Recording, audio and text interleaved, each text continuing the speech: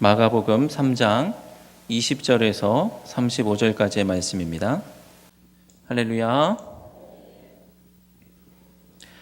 자, 우리의 마음을 무겁게 하는 뉴스들이 많이 있지만 최근에는 고준희라는 5살 어린아이에 대한 소식이 우리의 마음을 무겁게 하는 것 같습니다. 처음에는 아이가 실종됐다는 뉴스로 시작이 되었는데 언제 실종됐는지 가족들이 잘 알지 못하고 단서도 없어서 많은 분들이 이상하다라고 여겼죠. 그래서 가족들을 의심하는 상황에 이르렀습니다. 결국 가족들의 집을 압수수색하고 가족들을 조사하기에 이릅니다. 아직도 많은 의혹들이 있고 밝혀야 될 것들이 많이 있지만 가족들이 고준희 양을 학대하고 그리고 제대로 된 치료도 하지 않고 그렇게 죽었고 암매장한 사건으로 정리가 되는 것 같습니다.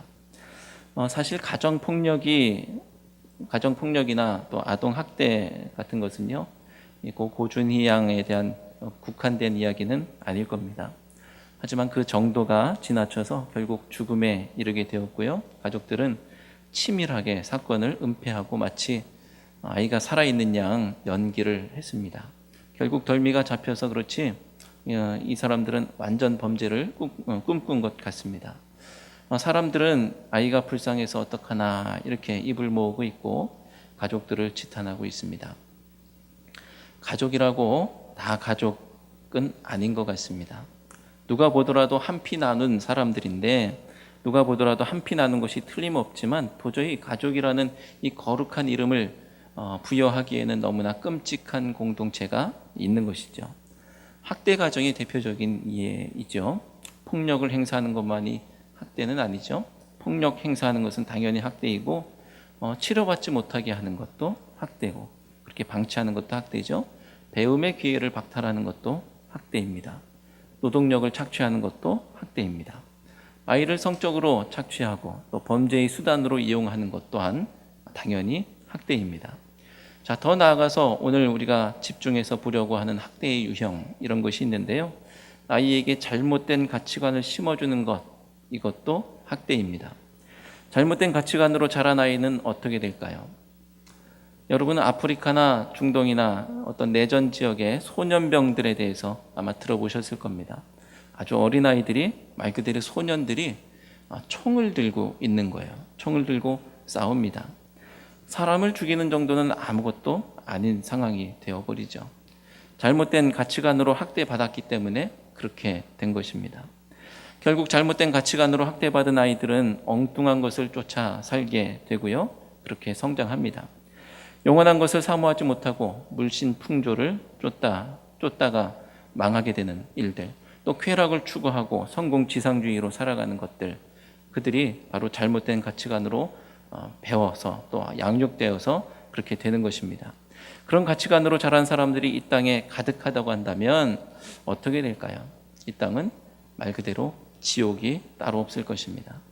자, 그래서 우리 사회는요, 학대 가정에서 자라는 아이들이 있을 때에 법이 정하는 틀 안에서 그 아이를 그 학대 가정에서 구해내기 위해서 그 아이를 기르고 양육하는 그런 권한을 그 가정에서부터 빼앗아서 다른 가정에게 주는 그런 일들을 하기도 합니다.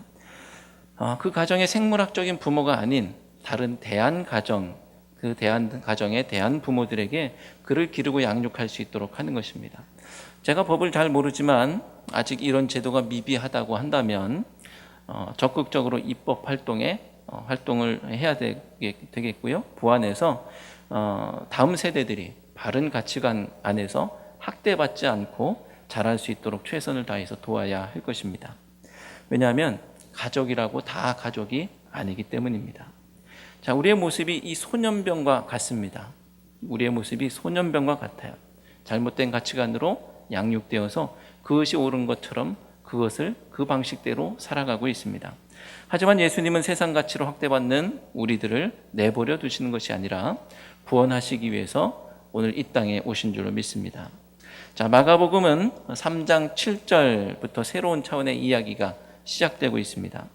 자, 누차 말씀드리지만 3장 6절까지는요, 예수님 이야기에 대한 발단, 예수님의 이야기가 시작되고 전개되고 있는 과정 가운데 예수님과 유대 종교 지도자들 간의 갈등이 생기고 그 갈등이 점점 심화되어서 결국은 이 바리새인들이 헤롯 당들과 손을 잡고 예수님을 죽일 논의를 시작하는 것으로 마무리되고 예수님과 바리새인들과의 관계가 그렇게 세팅이 되는 것으로 끝났습니다. 자, 그러면 3장 7절부터 어떤 이야기냐? 예수님 앞으로 모여든 새로운 공동체에 대한 이야기입니다. 예수님께서 만들어 가실 하늘 공동체에 대한 모습을 볼 수가 있는 것이죠.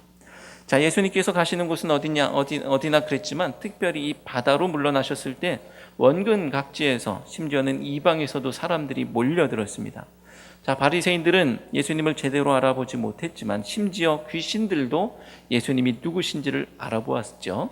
그래서 예수님께서는 예수님 앞으로 모여든 사람들을 통해서 이 놀라운 일들을 행하실 계획을 가지고 계시고 그런 일들을 준비하고 계시는 것입니다.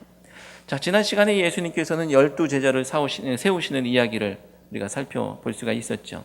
예수님께서는 그들을 예수님과 함께 있게 하시고 또 전도도 하게 하시고 귀신을 내쫓는 권능도 허락해 주십니다.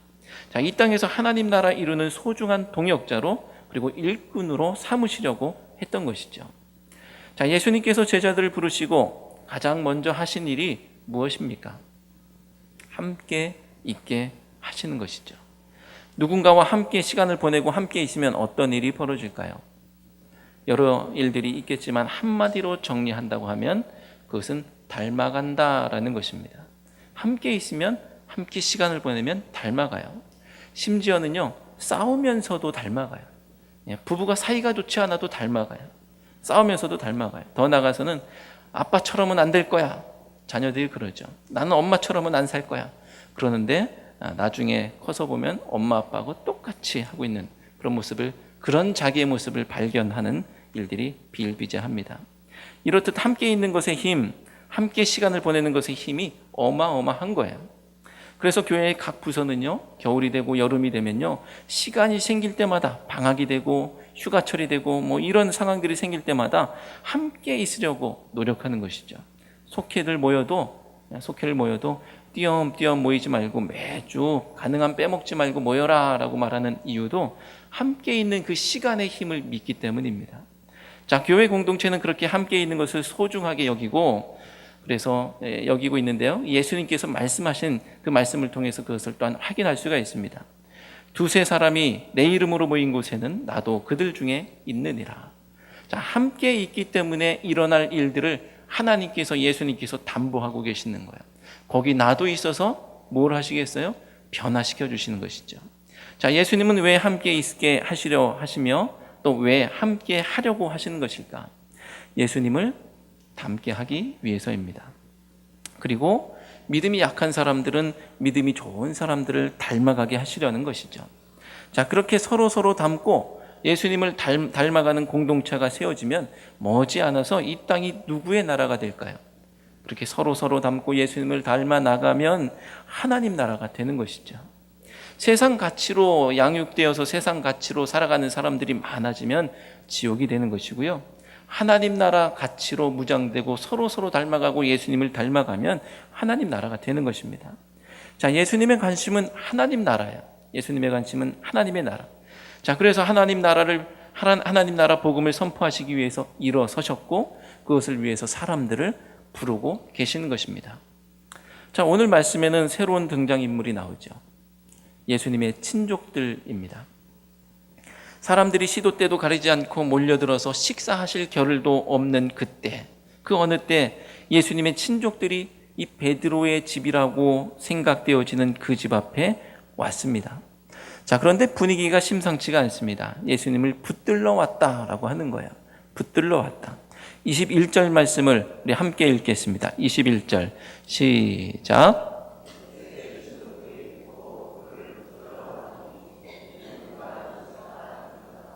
아멘. 자, 왜 붙들러 왔다고 말씀하고 있습니까? 어디선가 누구에게서 예수님이 미쳤다라는 얘기를 들은 거예요. 자, 얘기를 들어도 어찌 이렇게 잘못 듣는지 어떤 사람들은 예수님의 이야기를 들어도 이 예수님은 생명을 주시는 분으로 듣고 예수님 앞에 모여드는데 예수님의 친족들은 들어도 엉뚱한 얘기를 들었습니다. 사람들 모두, 심지어 귀신들도 예수님이 누구신지를 알아봤는데 예수님을 못 알아본 사람들이 있었죠. 바리새인들이었어요. 자, 그런데 여기에 이 예수님의 친족들도 포함이 됩니다. 못 알아봤어요. 그러고 보니까요, 이 예수님의 친족들에게 예수님이 미쳤다라는 잘못된 정보를 알려준 사람은 분명히 바리새인들이 맞는 것 같아요. 자, 딴에는 예수님의 가족이라는 이유로 내가 예수님의 가족이야 라는 이유로 예수님을 잡으러 왔습니다. 그런데 예수님은 그들을 가족으로 생각하지 않는 것 같아요. 왜냐하면 가족이라고 다 가족이 아니기 때문에 그렇습니다. 잘못된 가치로 사로잡아서 엉뚱한 길로 걷게 하고 있다라고 한다면, 잘못된 가치로 엉뚱한 곳으로 잡아 끌어서 학대하고 있다고 한다면 그것은 가족이 아니죠. 자, 예수님의 친족들이 예수님을 잡으러 왔습니다. 잡아서 어디로 끌고 가려고 하는 것일까요? 잡아서 예수님이 하나님 나라 운동을 하지 못하고 영원한 가치를 바라보지 못하게 하고 옛삶의 방식, 세상의 방식으로, 로마 황제, 로마의 방법으로 그저 이 땅에서의 땅의 것을 추구하면서 그냥저냥 살아가도록 아래로 잡아 끌려고 잡으러 간 것이죠. 자, 그래서 예수님은 그들을 가족으로 인정하지 않습니다. 사람들이 문 밖에 예수님의 어머니와 동생들과 누이들이 찾아왔다라고 하는데도 예수님께서는 예수님의 반응과 대답이 이상하죠. 33절 말씀입니다. 33절 함께 읽겠습니다. 시작.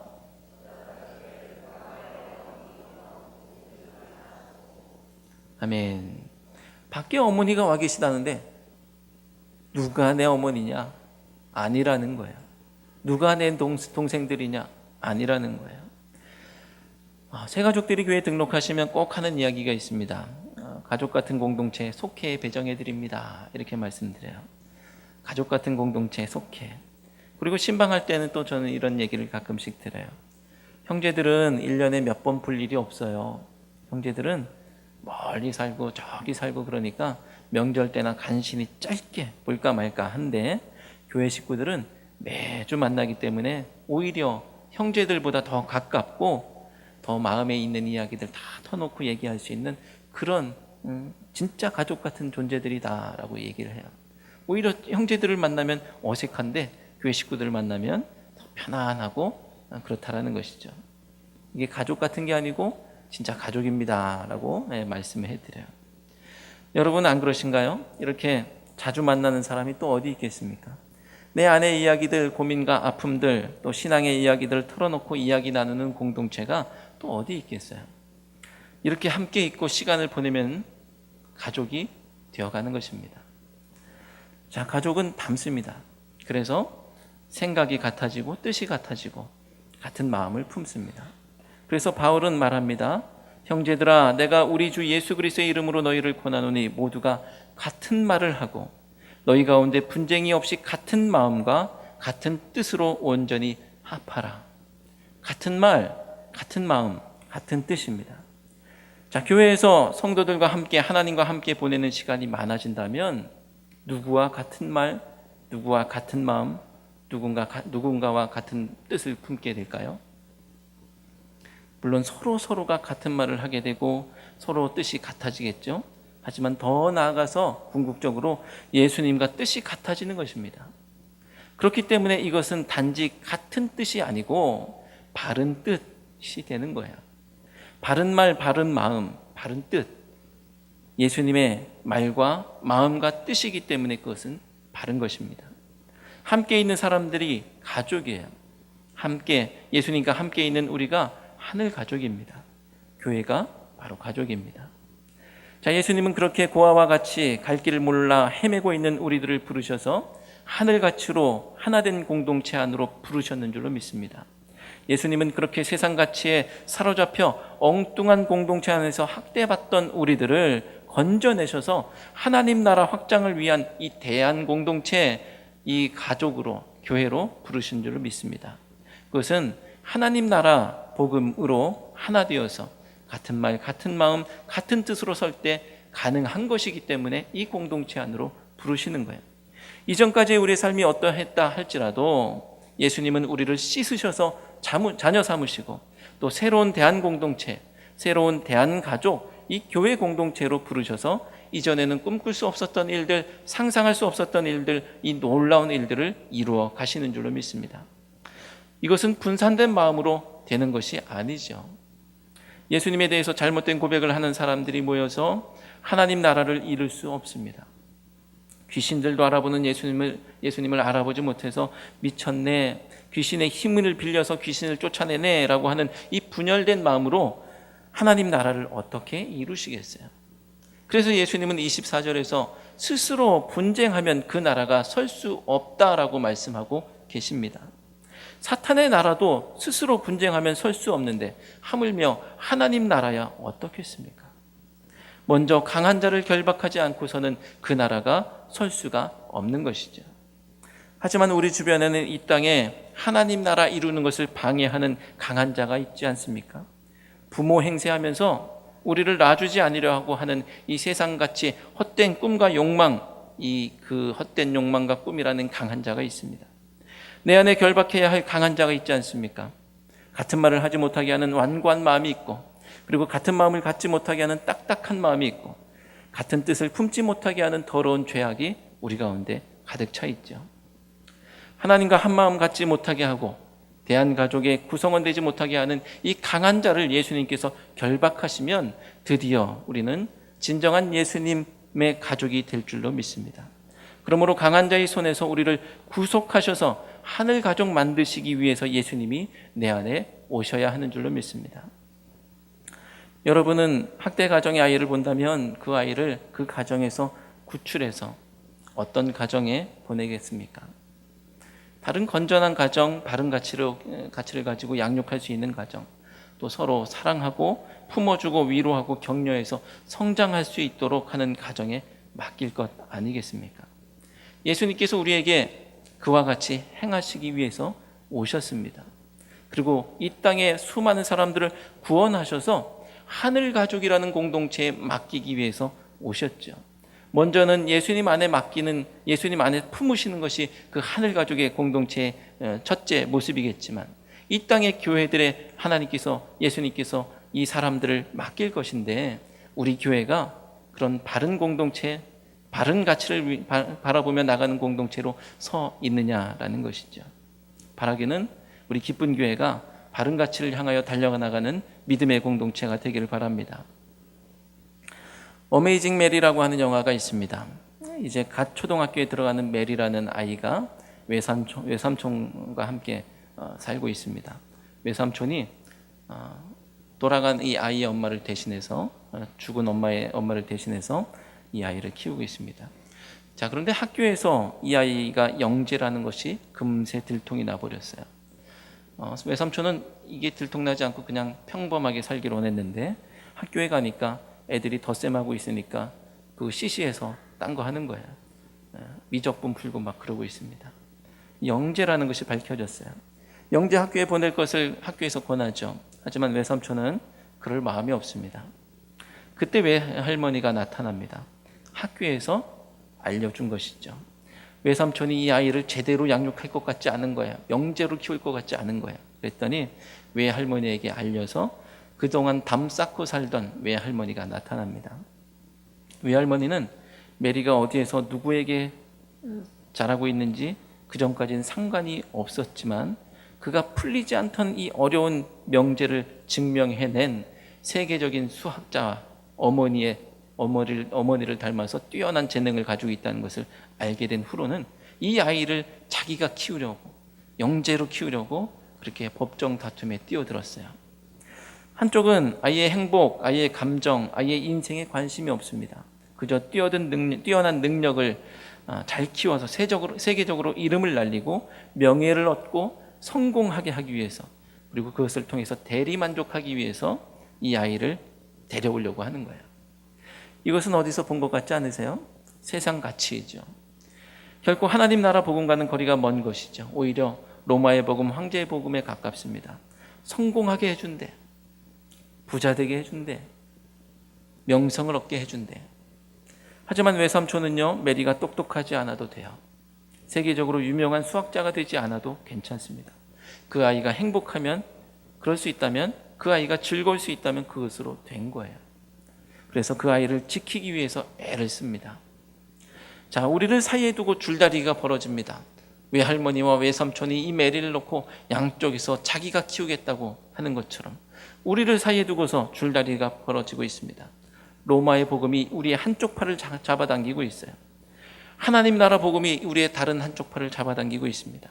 아니, 더 정확하게 말하면 로마의 복음의 늪에 풍덩 빠져서 허우적거리고 있는, 거기서 어떻게 헤어나올 방법도 모르고 그것이 진리인 양 옳은 양 그것을 추구하면서 살아가고 있는 우리들을 건지시기 위해서 예수님께서 십자가에서 손 내밀어서 우리의 손을 부여잡고 끌어내고 계시는 것입니다.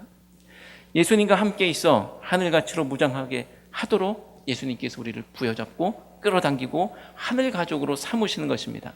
그것이 진정한 가족이기 때문이죠. 33절부터 35절까지의 말씀 우리 함께 읽겠습니다. 33절부터 35절 시작.